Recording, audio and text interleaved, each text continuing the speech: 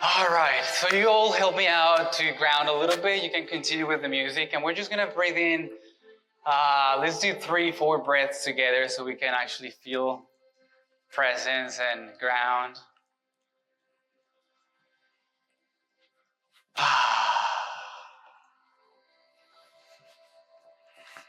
Thank you all for choosing to be here today. What a beautiful opportunity to connect with beautiful humans and create history together. If it feels good, I invite you to close your eyes just for a minute. And maybe you hear the sound. Maybe you get yourself a little more comfortable. Maybe you relax your shoulders, you relax your neck. Maybe you relax your in-between eyes and you soften your in-between eyes and relax them all. And I invite you to check out on your tongue. What is your tongue doing? Is it tense on your palate? And if it is, you're gonna relax your tongue and you're gonna let it float in your mouth. And with that, your jaw relaxes. And maybe your shoulders soften a little more.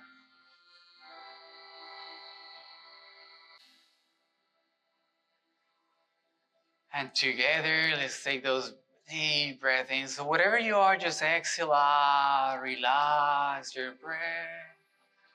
As you take a deep breath in, 1, 2, 3, and you exhale out. Beautiful. Take a deep breath in, 1, 2, 3, and you exhale out. Relax. One more time. Take a deep breath in.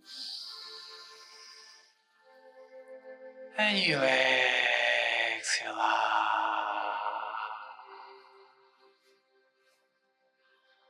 Beautiful. And very gently, with no rush, music will keep playing. And I invite you to open up your eyes. It's like a different day already, right? All right. So, we're going to be talking about integrating breath and movement coherence. A new paradigm for human biomechanics. And I'm going to start by a beautiful friend, my new best friend. Met him yesterday on a phone call. And I always knew, I've been talking about an accordionist oftentimes when I'm doing the presentations, when I'm guiding some teachings, and always ask people, do you know the accordionist? And everybody's like, yes, yes. And to me, it's such a Colombian, such a Latin American instrument. I know in Argentina have it and India has it, but I'm like, everybody's always yes, yes. I'm like, I don't know if everybody actually knows it. So I'm like, we're gonna bring an accordionist so that everybody can actually connect to it.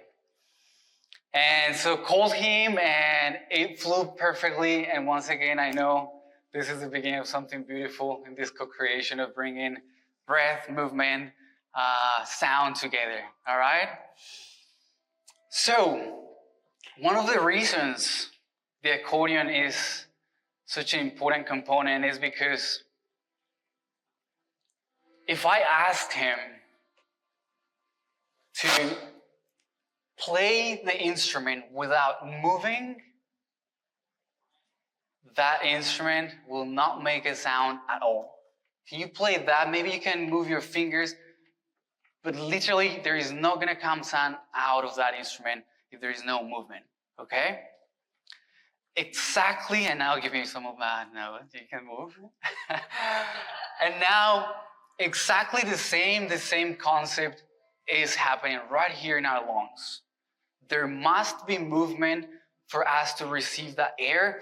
As we're expanding, what's happening is we're opening up space for air to come into our lungs. And then when we're contracting, we're pushing that air out.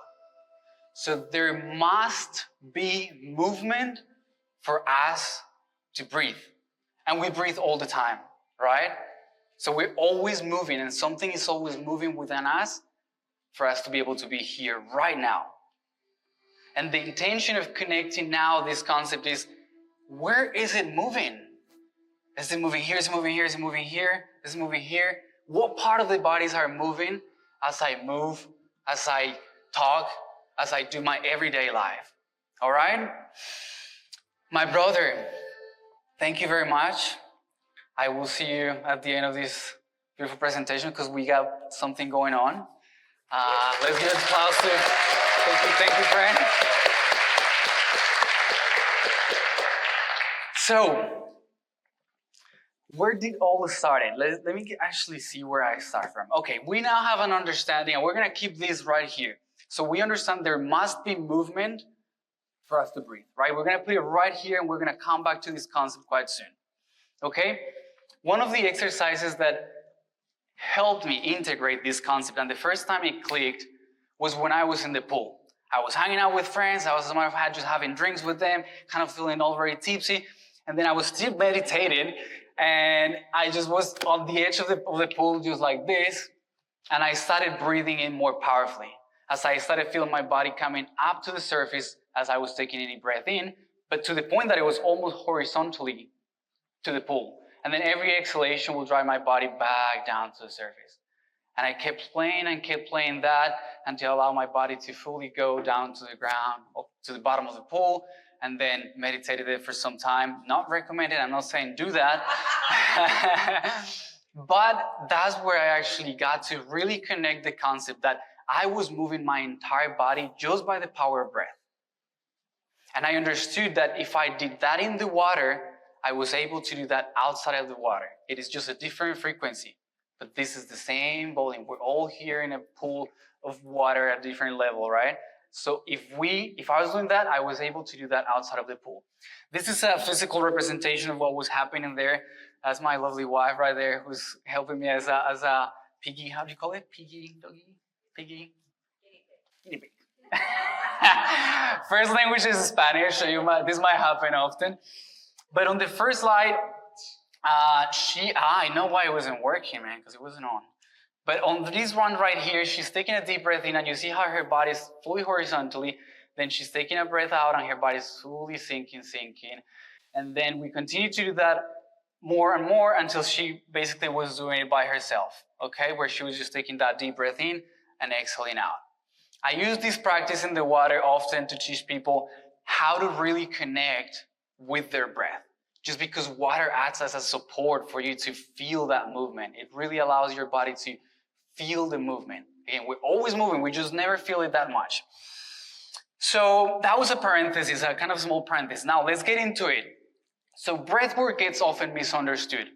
Oftentimes we think that breathwork has to be this cathartic practice where we're like inhaling super powerfully and releasing a lot of emotions. And yes, that was my first breathwork practice. I was crying and I was screaming and I released so much emotion and I knew there's something very special there. And at the same time, breathwork doesn't need to be always that intense. The understanding of breathwork is an opportunity that we all have because it's an open source practice. Everybody who's here can breathe. So we all have this opportunity to what? To bring awareness to our breath. Bring awareness to the way that we breathe. And that way we can influence the breathing patterns. And as we influence the breathing patterns, then we influence our body, we influence our mind, we influence our spirit. Okay? So in other words, what I'm saying is breath work is any single moment of the day that you're bringing awareness back to your body. We just did a breath work practice of 2 minutes because we were bringing that awareness to every inhalation and every exhalation. Now, oftentimes I like thinking of breath like this. Breath work is my longest relationship. I have had plenty of relationships. Those used to be a short relationship gaps, right? But breathwork is my longest relationship, and it certainly is your longest relationship. It will be with us until our last breath. And how often we get to ask, hey, breath, what's up? What are you up to? How are you feeling today? Right? And what a beautiful opportunity, again, to connect back to the breath. because it is the orchestrator of all this body. This is a head, but I'm going to say now, the word organ, and by organ I mean the brain, I mean our eyes, our liver. The word organ comes from the Latin organum, and that translates to Greek into instrument. So from the origin of the word, what we have here is 78 instruments that are creating a sound, that are creating an existence of Sebastian. And then how that relates to you, to your instrument, to your orchestra. So we all have here 78 instruments orchestrating. How does that sound? And that might be peace, that might be love, that might be hate. Every emotion has that synchronicity, that if we go to music, that harmony or disharmony. Maybe somebody is in this, maybe my own body is in this alignment, and my heart is like the metronome of that, right? My heart is taking the beat of this orchestra. And then the breath is the director of orchestra. So he's saying like, all right, you do this, you do that. How about if anxiety is that miscommunication between those two guys? And then the heart is like, oh, I got it, no worries. And the brain's like, no, chill down. And then the brain's like, no problem. And everybody's sending different information. We're like, what is going on, right? It is a song, like if you just gave you instruments to many people and we're just playing everything. That probably doesn't sound really good. And how do we come back to center? Through the breath. And the director is like, dude, calm down. Allow everybody here to take a moment so that we can feel and start organized. Like, can you tune your instrument a little more? Maybe you bring down, maybe you, and we start directing this beautiful organ that we have here. Okay? So that's why music is always so in it, because it has rhythm. And we're going to see some of these concepts of how to continue to relate to breath. Well, let me see what's next, because, okay. All right. When we talk about, so we understand now we have here the breath and movement.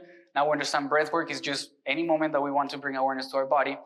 And then if we go a little deeper into breath work, we have 3 main categories. And I want you to remember these because these are going to be essential. And we have enough time. So those 3 categories are biomechanics, biochemistry, and the psychophysiological component of it, okay? Now, we are going to focus on biomechanics as I talk most of the time. And the biomechanics of it is the understanding of the function of those mechanics, like what is moving. So if we know that something's moving, what is moving? How is it moving? What is it doing as a machine? Like from a biomechanic perspective, what's happening when we're breathing? Biochemistry refers to the chemical process in our body when we breathe, and how breathing patterns influence that chemistry, and that chemistry influences the whole thing. So for example, on there we get to talk about CO2 tolerance, and we get to talk about exchange of gases, and how when we take deeper breath in, we're activating our sympathetic nervous system. That's why when you get scared, what happens? Like if you're scared, you take a deep breath in, right? You're taking that breath in to activate it. And then exhale out, so it's gonna be like a more relaxing parasympathetic nervous system vibes. So that belongs to that family of the biochemistry. We're not gonna talk about that, but we're gonna feel it. Why? Because we're gonna do a little practice at the end of this, so you're gonna maybe feel relaxed and like, all right, this might be what biochemistry is about, okay? And the same psychophysiological component of breathwork. That is understanding what is happening. So I'm talking about releasing stress. Okay, let's talk about the psychology of those releases and what's happening. Why are you like, how is it feeling? And the physiology understands what's happening in the body for you to relax and for you to stress, okay? So, are you all with me? Those 3, biomechanics, biochemistry, and I have issues with that psychophysiological. Let's see, I said these, but we're just gonna admire what AI created here for us. I said, be artistic, but still elegant. And feel what the DMT force is. So I see all that black energy there, like by black I mean like this strong colors. Beautiful. Biochemistry, we said these, pH balance, autonomic nervous system, gas exchange, and biomechanics. Cool. This is another parenthesis. There's a lot of doctors here, and what a pleasure and what an honor to be speaking in front of doctors here. And as part of my journey, what I understood is that because I get to explore so much with so much passion, and I'm like all in. I will do anything and I'll just go all in with it. I get to go deep into some things. So I was a director of investments, and my dad has been a person who taught me how to be very, very structured. And then that was great because I learned how to be very structured. And my mom is this soft angel. And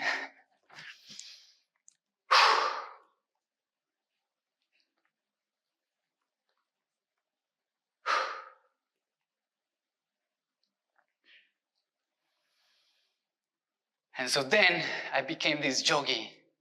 By yogi, I mean, because I'm going to be talking about yogis and whatever. So by yogi, I just mean somebody who practices breathwork, who practices yoga, who likes to hang out and ecstatic dances and live music and all this. So let's don't stigmatize the yogi. Sometimes you yogis and people are like, what's the hippie? No, yogis give good vibes. But by yogi, I mean like, okay, I came from a structured world, and now I started just flowing and trusting and learning that feminine energy, and everything will be okay. We will find a way. Okay, so I became the most soft, and then I knew that I had this. So it is to me to find that peace now and be like, okay, I know those two polarities. Where do I choose to be, and what's my center? And that center is going to be different for everybody. Okay, so when I come here and talk about doctor terms and like talking about things, I came from this exploration that I did, and then I came from this exploration like, okay, I've explored also these from just the yogi perspective, which is like exploring, feeling my body and being like, okay, connecting the dots from within.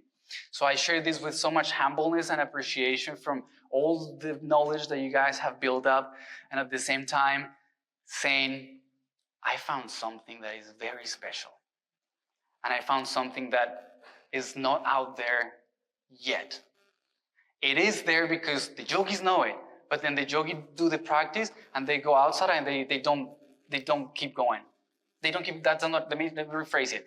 A friend of mine said, do you do breath work before the practice or after the practice? After working out. Let's just start again. She will ask me, do you do breath work before your workout or after your workout? Because I created a program. And I said, if it's all about bringing awareness to my breath, and when you do workout, you breathe, that's what I'm doing. I'm doing those together. So breath work to me is not only, I do breath work in the morning 10 minutes, and then throughout the day, I don't remember anything else. So that is the connection. Understanding what I found in the yogi energy field, and then knowing that we don't take that out of it. And then we kind of forget. Even the yogis go somewhere else, and it tends to be forgotten how to really connect those dots.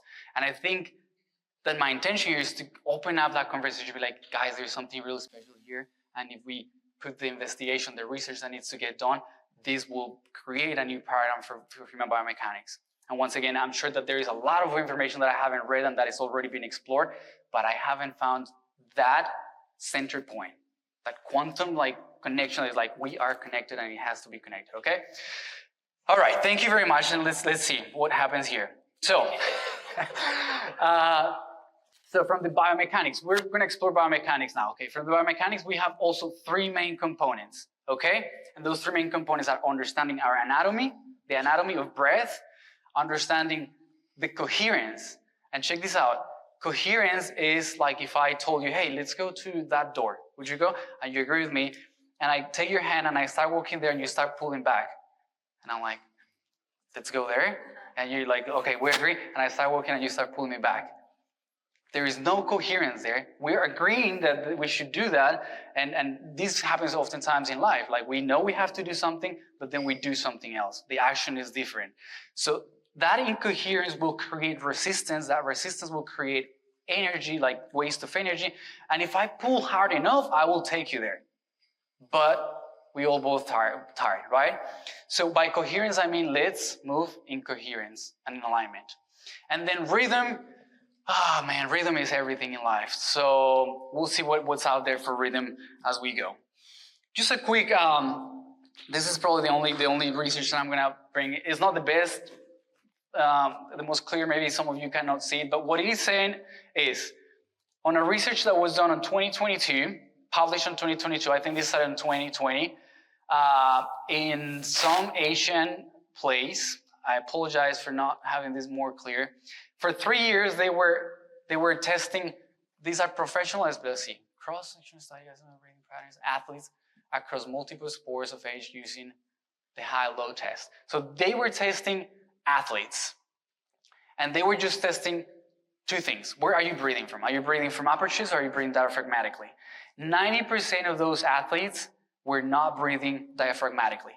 They were breathing upper chest. Now that's a different conversation, but there is many, many benefits from breathing diaphragmatically and from actually knowing how to coordinate those muscles.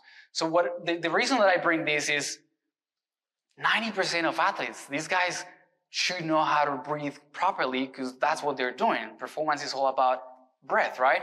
So 90% of those didn't fully know how to breathe in coherence or diaphragmatically. That's the reason I bring it, to say there might be many things here that you guys might be aware of, especially because you know a lot about the body. And at the same time, again, we're trying to make that connection that is lacking out there. As a muscle, so the body moves because muscles contract. If I smile, it's because some muscle here is like sending like, and it's pulling this, and it's smiling. So it is all about muscles. Muscles that are pulling, pushing, softening, and that's how we create that movement, okay? This is very important because what we're talking about is muscles. And muscles can be strengthened, muscles can be worked out, and that's why I think it's called breath work, because you're working out those muscles of the respiratory system, which is beautiful. So what are those respiratory muscles? We're gonna go kind of quick into these. Rib cage is right here. You can feel it if you want to touch yourself a little bit as we're talking about this. Our rib cage, and then our lungs are right here. And then our diaphragm is this dome-shaped muscle, the main muscle that gets also misunderstood a lot, and it's right here, okay? The way this diaphragm works is when you take a deep breath in from diaphragm, this is pulling, it's like you're pressing, it's pulling down. So it is opening up space for lungs to receive air. Because you're opening up space, they will expand as much as you can, okay? And then when it relaxes, it pushes the lungs out and air comes out, okay? As we go, let's see what's next. This one.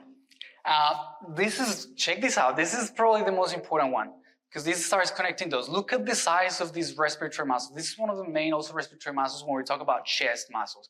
So we're talking all the pectoralis major, which is, you can see how much it is, and the minor right here, a minor one. But all these muscles in our chest are inhalation muscles, okay? Diaphragm is an inhalation muscle. This one is an inhalation muscle. Now we have external intercostals that are inhalation muscles right here, actually. All these muscles, so this is all the muscles that are in between your rib cage, okay? And see the shape of those muscles. What would happen if they contract? They will pull that rib cage, right?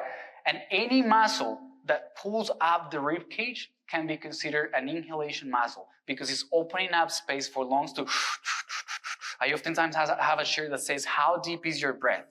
And if you ask a kid, like a little, "How deep is your breath?" You'll see how it goes, and it just kind of fills up all the upper part. There's a lot of waste of air capacity that is not being utilized because we're not doing it first diaphragmatically, second intercostally, third upper chest and back. Okay, at that point we're fully inhaled, we're fully filled up. Once again, any movement that means expansion is because we're allowing more air to our lungs to fill up with oxygen. Okay, very key. And now check this out. Now these are major muscles, large muscles. These are part of accessory muscles. Why? Because they're pulling, and this takes practice, but I've started to being able to breathe from my trapezius. Like once I'm all filled, I can start, and this is for your diver brother, this is like a good way to continue to expand more space from our whole body to continue to fill up those lungs more, okay? So check this out. The size of these muscles are large muscles. These are like bulky muscles, okay? And that's gonna be important. These serratus anterior right here, check this out. You can actually feel, I don't know if you guys feel it, but if I push, like that's like bringing the rib cage up. And this is an important one, the sternocleidomastoidea today. I don't know if I pronounced that well, but in español it's sternocleidomastoideo, so you can try. And the importance of knowing where we breathe from. When I have felt the worst in my life physically is when I was doing more yoga, more breath work than ever before, and I didn't get it. I woke up from bed and I couldn't like turn around. My neck was in pain. I was like, what is wrong? I'm doing my practices every day. I'm breathing every day. What is wrong? Yes, I was breathing more, but I was not utilizing the proper muscles. So this is like technically, I was running like a marathon every day with my toes. I will get torn. It will hurt at some point. Why? Because I'm not using my legs. I'm not grounding my muscles. And I was breathing more, but I was not doing it right. So I don't think these are right or wrong. There's just one more efficient way to do it. Anyway, these are important because these are also pulling the ribcage up. Okay? But the key thing about this is don't use them too much. These are accessories. Imagine like they're pulling all the time, all this weight. Not too good. But if they have all this support, they're just kind of like allowing you to lift. Does that make sense? Everybody? Awesome, beautiful. Now, I think we're coming to the exhalations. Yeah. So check out this. This is beautiful and it's kind of important. The only large muscle that we have here is this abdominis. It's huge, and all it is doing is like bringing like. You see how do you call those women that used to like? Yeah, boom. That's pretty much like a corset, and there are stories about women dying because of it, right? Because you're not allowing movement, and if there's no movement, you're not breathing. So that's that muscle that is actually pushing. Apart from that and all those abdominals, all the other muscles are very small muscles. And you see how they're kind of in between. If you look at here, for example, they're pulling those ribs, but in the opposite direction. They're contracting. I'm going to repeat it because it's very important. Any contraction is going to be an exhalation. Okay? And those are the exhalation muscles, abdominals, all these in the spine. And that's why they are connected to the core. Because check this out, if we compress these muscles, it feels like our core is solid, okay? I'm going to take advantage to say here one thing. Yeah, let's do it now.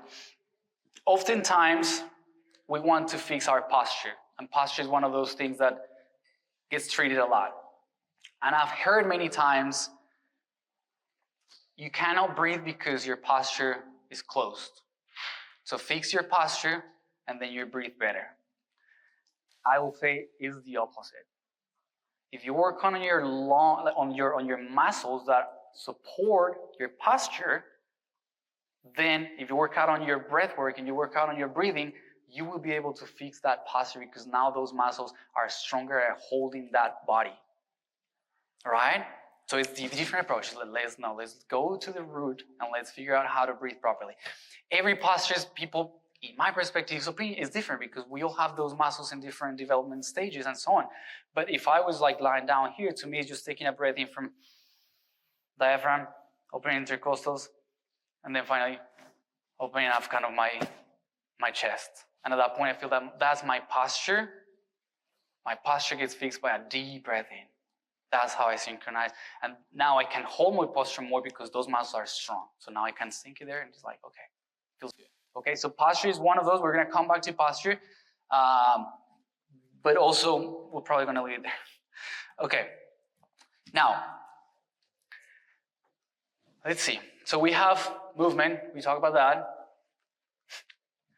When I was doing this in my shower, I had something else here. This morning, I had something else on this one. Oh man, okay. We'll see if it comes back. And I like that visualization of putting compartments of it, but lost it. Okay. The difference between effective and efficient. Effective, you get it done. Period. Efficient, you get it done using less energy, less resources.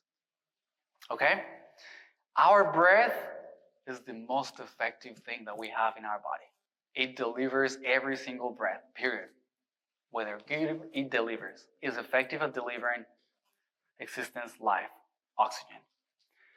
Are we doing it efficiently? Is the question. And if not, how can we do it more efficiently? Okay? I'm going to leave it there just as an open exploration to, okay, why should we breathe better? Because we're moving more efficiently. Okay? Here's where we start connecting all those dots. Optimal movement. I'm going to just read it. Moving in a biomechanically efficient manner that maximizes muscle recruitment and minimizes risk of injury. This is beautiful. When I read this comes from NASM. I took their personal training class or program just to understand. And I asked the lady, like, do you have breath work in there? I was already a breath work facilitator for many years, and I asked her, what's, you're teaching how to be a personal trainer. How much of breath work do you guys teach? And the reality is that not a lot, not a lot, and it's misunderstood in my perspective, and once again with so much humbleness, but it is misunderstood. The scope of what I'm saying is not for maximal strength. By that I mean, like, if this was the heaviest thing I'm lifting, I'm not saying this should be the breathing patterns. But if we're just moving, we're lifting light things, there is an optimal movement that is misunderstood in my perspective from how we know that whole industry. So this is an industry disruption. I love it. And then, coherence, we spoke about coherence, but we're going to connect the dots. So, are you guys down to do a quick experiment? Yeah? Nice, let's do that. All right. If you stand up, please. Beautiful. I was hoping to, okay. And this is what we're going to do. We're going to do just 3 breath-ins on a breathing pattern and 3 breath-ins on a different breathing pattern, okay? The first breathing pattern is going to be, and this is going to be a slow breath-in because we're going to take time to raise our hands and fill up our oxygen. Let's don't start yet. Easy, don't worry. I'll guide you guys. But this is going to be the exercise. We're just going to be taking a deep breath in, and this is going to be old school inhalation. As we go up, we don't start yet. Hold on. And then, but I love the excitement. Okay. And then on the exhalation, we're just going to bring our arms down, okay? So the first time we're going to do it, we're going to bring our arms up on the inhalation. And remember, it's just going to be one long inhalation. If you want to close your eyes, I'll be talking, so I'll be guiding you. But if you want to close your eyes, the intention here is for you to feel your body and feel how that feels. Okay? So no pressure, no right or wrong.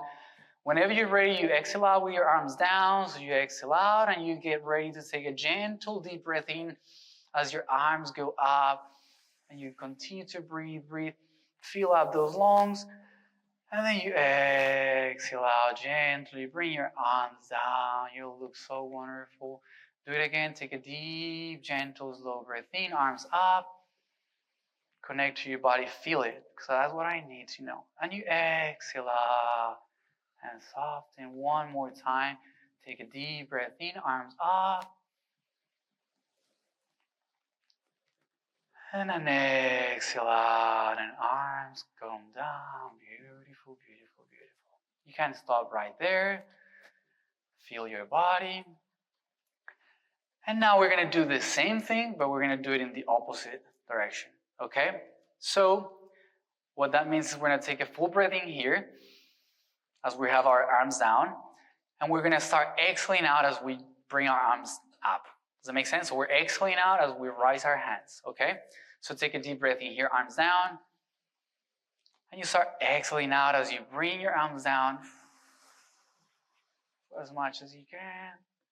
And then on the inhalation, bring them down. Let's do it again. Exhale out on the way up.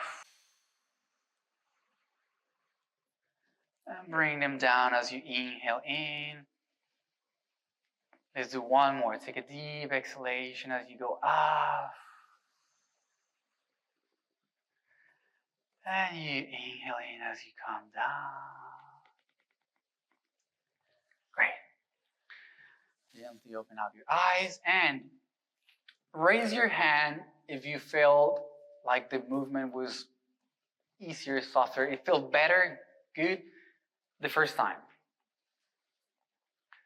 All right, so we got about 90%.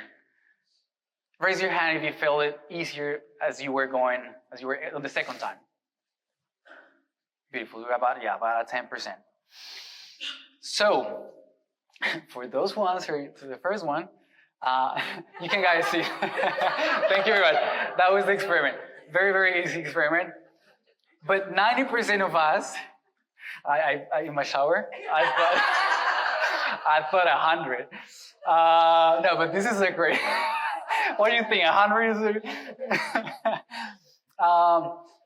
is But this is what it's telling us. Again, for those who felt more comfortably going on the way up, then if we all agree that that felt easier, lighter, which in my thesis, it makes sense because now we're utilizing that expansion to open up air. So we're being coherent. Both movements, the inhalation expansion and the physical body expansion, are both coherently moving. Then exhaling out. When you're doing it in the opposite direction, then basically your body, your physical body is expanding, but your muscles on the respiratory muscles are pushing in. So you're doing two forces. Do you visualize it? When you're doing this on the exhale, all this is pushing down. I feel even here I start feeling the pressure like no, those are two different forces. So I would say that second movement is not coherent because you're not really utilizing those concepts of inhalation and exhalation muscles in Coherent. And if you all agree that this movement particularly feels better on an inhalation, we all can also agree this. Every movement in life has a better breathing practice, has a better breathing pattern that supports that movement. I'm going to say it again. Every movement in life has a better breathing pattern that supports that movement. Okay? So what is that breathing pattern? That's the question, that's the secret, that's the beauty. And it takes time. My wife, she hears me more than anybody talking about this, right? Like I come tell her about these experiences. And she still stands up. If she's on the floor, she will still stand up with a which many of us do. And if that was the experiment, I assure you that 90% of this room will stand up with a What are we doing there? Exhaling, contacting. But our whole entire body is rising. Opposite forces that are putting tension in parts that we don't want to put tension. These are joints that are suffering. These are parts of the body that are suffering. It would be a lot different if we take that as an inhalation. Now I'm utilizing all these muscles to pull that body up and support that movement. So I'm releasing tension, and that's optimal movement. I'm recruiting the best muscles that I can for that movement. And the best muscles are inhalation because they're big, because we're expanding, we're growing. Okay? I told my friend, when I drive my car, when I get into my car, I'm exhaling out because my car is a Mazda, it's a small car, so I'm like, contracting my body, and then there is not a right or wrong, because then my friend, she has a truck, and she's like, she should take a deep breath in because she's jumping in, right? So there is not a right or wrong. There is just a feel it, experience it, test it, try. But ask your body, hey, breath, how are you doing today? Because it supports our entire system. All right? You know what's next. I said this rhythm, organ, comes from Latin word. We talk about this. This is a beautiful image. My request to it was, now that we understand that we're playing a song, now that we understand that anxiety has a breathing pattern where it's really elevated, and we have a lot of air here, and it's very upper chest. And maybe sadness and a little bit of depression comes with just empty air, and we just close our body here, and there is not a lot of oxygen. There is not strength there. So those are two different breathing rhythmics, right? Every emotion, every feeling, everything has music in it, and it has a rhythm in it. And understanding the sound of emotions will allow us to start connecting that rhythm with our whole system. I mean, like, beautiful orchestra directors, okay? The importance of that is two things about rhythm. No, let me finish this idea. The idea here, she would say ADHD, whatever. The concept of this idea and what I was asking AI to do is, there are songs that can be darker, there are songs that can have lower frequency, and there are songs that can be happier and that can have higher frequency. But we play that song, it is within, and we have the capacity to influence it. And breathwork gives us that capacity by just slowing down, by listening to our breath, by connecting heartbeats with breath, so they can be like, oh my God, I hear you. Okay, I hear you too. And then we start sending more coherent information to our entire system. So the concept here is we get to choose a lot of the times, maybe not consciously because we're in that process, that's what we're remembering. That's the importance of doing this. Like, now I'm gonna start choosing my songs. If I put a radio station here, or if I'm in your car and I play like a radio station and you don't like it, what do? You change it. Just as a frequency. So as long as you know how to change, we know how to change the radio frequency, it's fairly easy. But you change it, and then you change the frequency, and then you're in that frequency, and then you're in that song. Okay, we get to choose where we are in that emotional state many, many times. And we're talking here, we know, yeah, we have clinical conditions, and we have a lot of things that are taken a lot, that can be treated through medication, and that was the route that we take, and those help too, right? And at the same time, how can we start giving a little bit more of consciousness and power, coming back to our power, and it's like, how much can I influence this? And this says, somebody who, I love my mom so much, she taught me so much. She's been diagnosed with bipolar disorder for 20 plus years. 28 years, all my life, she's been diagnosed with that. So I know the realm of craziness. But then again, I got to be a yogi. And all my yogis are like, oh, you know what? I heard like this sound, and I was talking to my spirits, and I was, that is crazy, dude. But we don't think that is crazy because we support it. And we understand it's like, yeah, we're meant to be that. How about my mom was doing that 20 years ago, and I just didn't know it. We just didn't support her, and then she got scared, and then that created the whole fucking thing. Another beautiful conversation to open up to how we understand these things. I'm going to leave that one there because it is a very, right? It's a very interesting one and complex one and beautiful one to approach at some point. And it always comes back to me, to breath, to center, to emotions. Ah, this is so good, guys. Thank you. You get ready over there, brother, because we're about to start hearing something. What time is it? Do we have time? Oh, my God. Okay. We're going to go 10 minutes. Yeah, we started about 10 minutes ago. Cool. What are the implications of everything that we said? Practical examples, I gave you some. When we stand up, when we lie down, when we do anything in life, there has to be that breathing pattern that best supports us. And again, it takes practice, it takes understanding, it takes consciousness.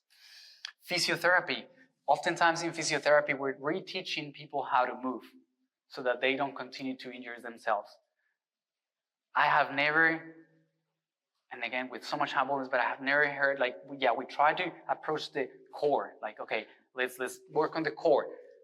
But never like, when should I breathe in when I'm increasing my arm? When I'm like raising my leg? This has to have rhythm. It has to be coherently all the time. We're just like pushing and then maybe doing the movement, but we're not breathing. We're literally like we're helping our core to be straight, but then we can do that still when we inhale. And that's one of the practices that we yogis do. We compress anything and we still are able to breathe in and support the whole thing. So there is a lot of physiotherapy benefits to it once we really integrate movement and breath coherence, okay? To reteach and recreate those patterns of like injuries and stuff. Ergonomics. Assess movements in natural work environments and routines. There's a company that does this and they have the great technology. I hope that we get to connect with them to test this. Like, yeah, Sebastian, but is it really more efficient? Like, are we moving more efficiently? Yes. But how do we try it? Hopefully we get to connect to somebody, and that's part of the intention. Like, let's create some research so we can all be like, yeah, this is proven good, awesome. But the thing is, somebody who works in the garden and they're like doing this, this is an installation, right? Like, we can't really synchronize any movement with breath. And you will feel dizzy because that's part of it, because that's breath work, it gets you, but that's practice. So it's not a practice that is immediately taken because you will get dizzy, probably. Sports, there's a lot to do in sports that we can do by doing these kind of things. Now, posture, I mentioned posture, and how do we finish this in a dramatic way? Like, it's gonna be like a nice finishing. I didn't see that. How would you start playing like, just come on like, yeah, start playing and do some sort of dramatic vibes. Guys, here's what we're gonna do. We have 10 minutes. Oh, look at that. So I invite you to do we can just do 1 or 2 rounds of breathing. Is Cheng over here? Cheng? No. And what we're gonna do is a technique that is called box breathing. This technique is a 4th part exercise. That means that we inhale, and I'll be counting for you. So we take a deep breath in. That's first count. Then the second count is a breath hold on the top. So you're holding your breath when you have oxygen. And then you're exhaling out slowly, slowly. And then the 4th count is we're holding our breath without oxygen on the bottom, right? Inhale, hold, exhale, hold. This helps balancing the nervous system. This is a great, very gentle practice. So what I invite you to do is to maybe try to feel a little bit of that movement, because there will be, don't take an inhalation where you go too quick, like, no, try to be maybe slow, because it's gonna take 3 times, like 1, 2, 3. So it's gonna be a slow inhalation. And try to feel, maybe if you wanna put your left arm on your chest, your right hand on your belly. The reason we do this oftentimes is just not because you look cozy and things, but because you can feel where you're moving, okay? And connect to your body at that level. So if that feels comfortable, you can always do it. If not, you just get comfortable. The idea is for you to be comfortable. And we're gonna be doing this for 5 to 10 minutes. So if that feels good, I invite you to close your eyes. Get comfortable. Yeah, I hear some rearrangements. So if you wanna get comfortable, get comfortable.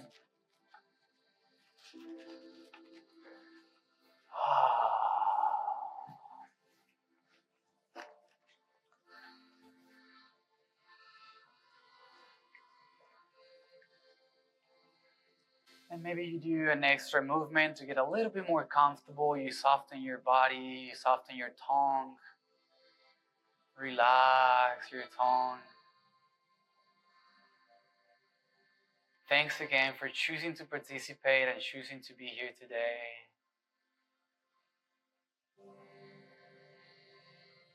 And we're about to get started, so wherever you are, I invite you to exhale out, relax. As you get ready to take a deep breath in, 1, 2, 3, and you're gonna hold your breath, 1, 2, 3, and you exhale out, relax your body, and you're gonna hold your breath, 1, 2, 3. Take a deep breath in, 1, 2, 3, and hold your breath, 1, 2, 3. As you exhale out, relax your body, and you're gonna hold your breath, 1, 2, 3. Take a deep breath in, 1, 2, 3, and you hold your breath, 1, 2, 3, and you exhale out, relax your body, and you're gonna hold your breath. Good job. Take a deep breath in, and you hold your breath, 1, 2, 3, and you exhale out, relax your body, and you're gonna hold your breath, 1, 2, 3. Let's do 3 more. Take a deep breath in, 1, 2, 3, and you're gonna hold your breath, 1, 2, 3, and you're gonna exhale out, relax your body, and hold your breath. Good job. Let's do 2 more. Take a deep breath in, and hold your breath. As you exhale out, relax your body, and you're gonna hold your breath, 1, 2, 3. 1 more. Take a deep breath in, 1, 2, 3, and hold your breath, 1, 2, 3, and exhale out. Relax your body, and you're gonna hold your breath. 1, 2, 3. Good job. Take a deep breath in. And exhale out. In. And exhale out. Let's do 3 more. Take a deep breath in. And exhale out. 2 more. Take a deep breath in. And exhale out. Relax. Take a deep breath. And you exhale out. Relax your body and slowly take a deep breath in. 1, 2, 3, and hold your breath. As you're gonna exhale out, relax your body and hold your breath. 1, 2, 3. Take a deep breath in. And exhale out. Go back to your normal breath.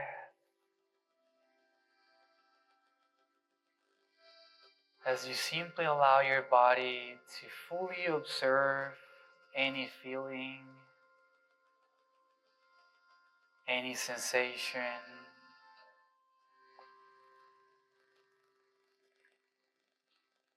And I invite you to be in silence for the remaining 1 minute. Just allowing your body to fully surrender to any feeling.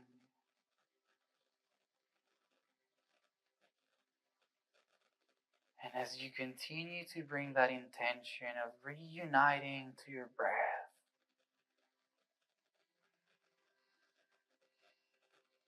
reconnecting back to your breath,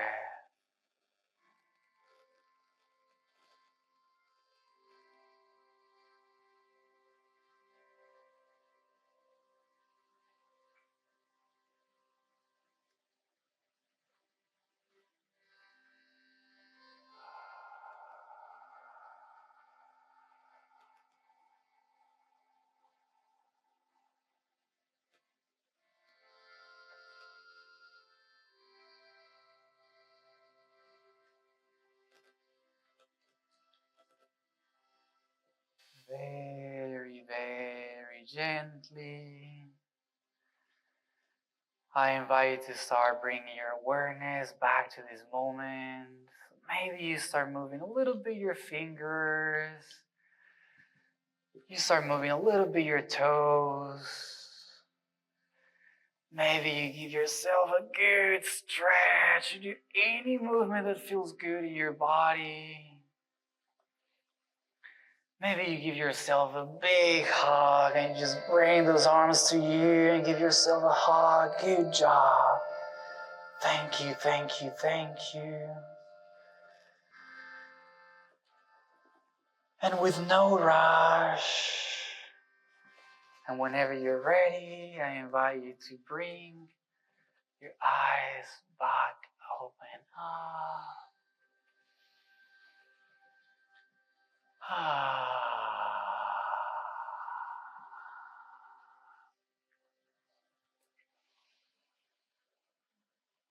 Thank you very much for choosing to be here today,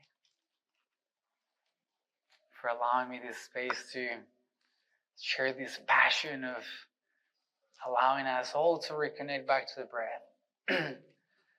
One of the reasons I am so passionate about this is because I'm so passionate about Pachamama. And I know that if you breathe, I breathe. If I breathe, you breathe. If we all breathe, Pachamama breathes. And if Pachamama breathes, the entire solar system breathes. And when the entire solar system breathes, the galaxy breathes. And when the galaxy breathes, the universe breathes. Value your practice. Namaste.